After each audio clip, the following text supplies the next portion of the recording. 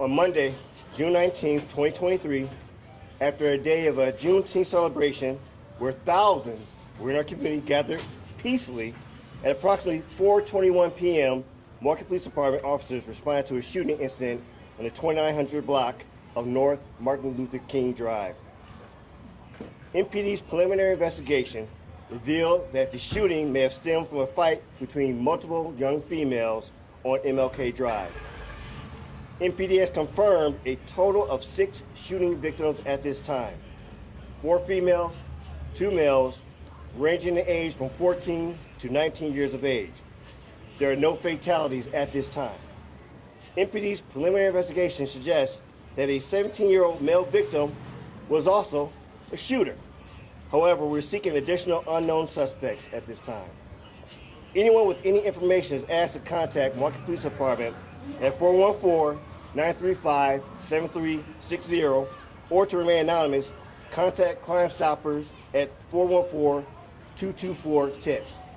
I'd like to take the opportunity to thank the MPD family in regards to the work that we did with our community today. More specifically, I'd like to point out Captain Sharonda Grant here, who worked with the Office of Violence Prevention and many community partners in helping to stem down what could have been really a serious day with more violence in our community after this event. I'd like to make this point and make it very clear. Milwaukee, what's going on with our children? Parents, guardians, elders, we need to engage and ensure that this violence that our children are bringing to these streets cease. No handgun, no weapons of destruction should be in the hands of our young ones. It's important that all of us do something. 8 years I've been part of the Juneteenth celebration as a commander, as a Juneteenth organizer. This has never happened before. And I've been in the city all my life. This has never happened before. This is a serious situation that we all need to take hold of. What's going on in your homes? What's going on in your community? This is not a Milwaukee Police Department thing, not the mayor's thing, not just only community organizers. It's a us thing. So please get involved. Please ensure that we are making sure that our children are not having hands these weapons of destruction out here, because it's unacceptable on all type of levels. I'm so appreciative of all the support from our community partners, the support and the hard work of the men and women of the Milwaukee Police Department, but we need you, all of you, to be part of this effort to make our city safer. Now I'd like to bring the mayor to the podium. Thank you, Chief. You know, today was a glorious day. We celebrated Juneteenth, and I think it's important to point out the fact that this incident did not happen during Juneteenth. That's why you don't see the organizers of the Juneteenth celebration standing with us here right now. This happened after Juneteenth had concluded. But still, it is totally unacceptable for the incident that happened right in this neighborhood, right in this community, with the shooting that we saw earlier today where so many young people were hurt. Look, today, there were families out here. There were kids out here. There were babies out here. And it does not sit well with me. It does not sit well with the people who live in this neighborhood. It does not sit well with the men and women of the Milwaukee Police Department. It does not sit well with all of our community partners on the ground for folks to think that it is okay to take a gun out in a densely populated area and fire shots off. Like, if you are an adult or a young person who's got your hands on a gun and you are ill-tempered, right? Don't come to stuff like this. Don't come. Get the help that you need. And we are more than willing to help you to make the connections that you need to get the help that you need. But if you're going to fire a weapon off, if you are intent on causing death or harm or destruction, then do not come, because you do not have the right. You don't have the right to steal the joy that this community felt today. You don't have the right to endanger babies in this community. You don't have the right to put the men and the women of this department and our partners in the Office of Violence Prevention in harm's way because you want to go out there and act stupid with a gun. And that's what it is. It is stupidity. Arguments should not lead to guns being fired off, period. Period. You know, it used to be a time where if folks had an argument, you just walk away, or you conclude the argument and leave it at that, or maybe worse, you get into a fist fight. You don't pull out a gun and try to end somebody's life over something as simple and as meaningless as a petty disagreement, as an argument. We see enough of that, too much of that, and it needs to stop. It needs to stop. So I echo the comments that Chief Norman just said. We need preachers, we need teachers, we need mentors, we need friends, but we need parents also to step up. There's no reason that a young person should have their hand on a gun of any kind. No reason whatsoever. It is completely and totally unacceptable. And they put themselves at risk. They put their neighbors at risk. They put all of our community at risk. And they put these men and women in this department at risk too, who have to go out there and solve those incidents to make sure that people don't further get hurt in this neighborhood or in this city overall. So again, all of us have work to do. Every single one of us, in the elected official capacity, in the law enforcement capacity, in violence prevention and education, in so many other places. But we need the community to speak up and to be engaged in our efforts to make this a safer city for everybody as well. Thank you.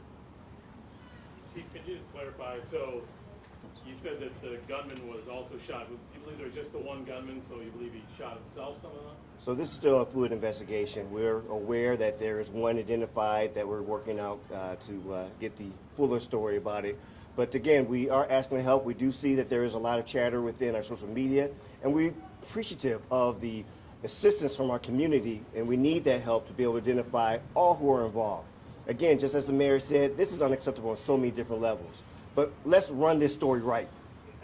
It happened at 4:21 p.m. Not at 12 o'clock, not at 7 o'clock. So let's paint this picture right in regards to what happened after Juneteenth was done. But also the concern what's going on within our youthful community. We have a variety of ages here. A variety of ages who should not have been harmed, should not be involved in this type of behavior.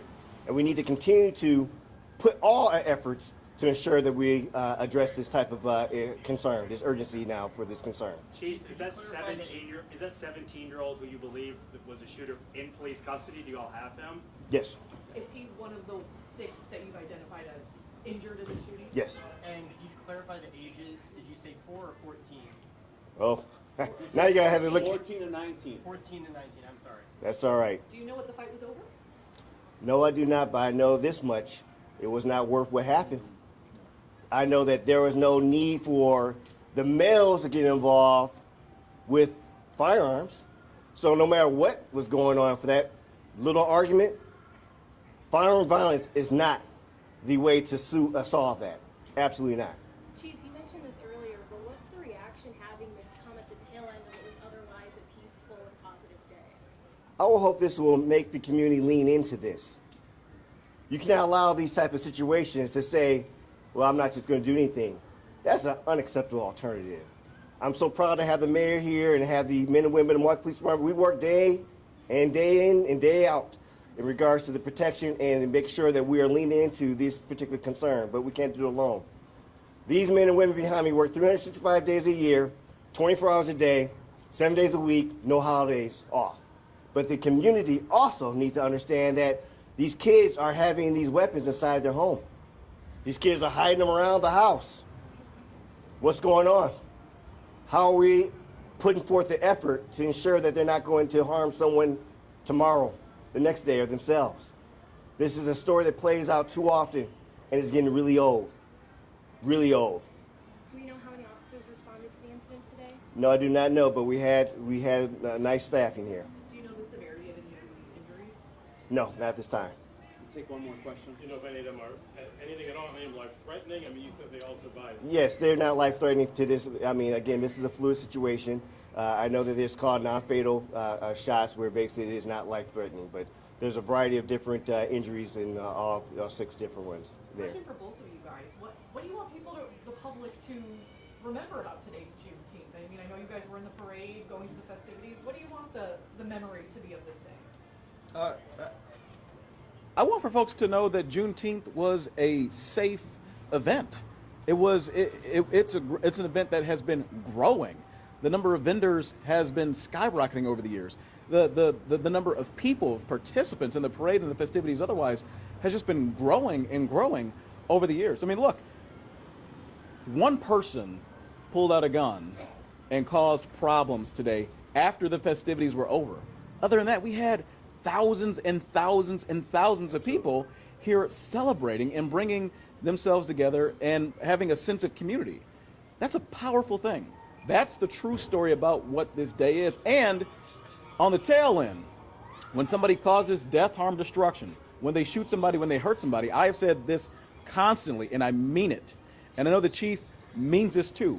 When somebody does cause those instances of death, harm, or destruction, then they should be held to account. Absolutely. Period. Period. And we're saying that, and we will do that. But we also need folks on the other side of these cameras to do the same thing. If you've got somebody in your family, or your friend, or is otherwise in your influence, convince them to not do things like this. Talk to them. Have conversations with them. And if they do, then you got to hold them to account. You got to, because if you don't, then they're just going to get up and go to somebody else's neighborhood and hurt somebody else's family. And that's not right. It is not right. And all of us have it within ourselves in all of our capacities, whether you're an elected official, whether you're in law enforcement, whether you're in violence prevention, whether you're a parent, all of us have it within us to lean into this, to step in and do something positive to change the narrative. Thank you. Chief, there's video of girls fighting, and there's video of girls fighting and a man pulling out a gun. Have you seen that video? Is that part of the investigation? No, I have not seen the video. Thank you.